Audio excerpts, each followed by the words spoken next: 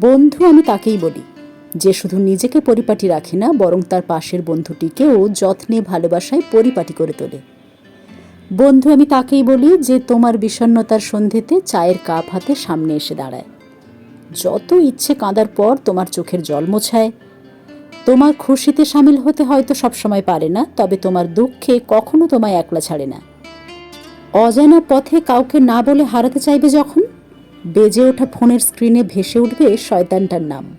হঠাৎ করেই তোমায় জিজ্ঞেস করে বসবে, কিরে কোথায়?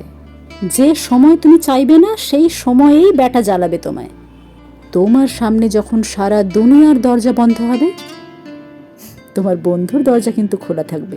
শুধু সকাল দুপুর নয়, সন্ধ্যের পরে মাঝ রাতেও সে সব সময় তোমার ব্যাপারে থাকবে সক্রিয়। আমি তো বলি একটা গোটা জীবনের জন্য একটা সত্যিকারের বন্ধুই যথেষ্ট, যার সাথে স্বর্গবাস কিন্তু নিশ্চিত।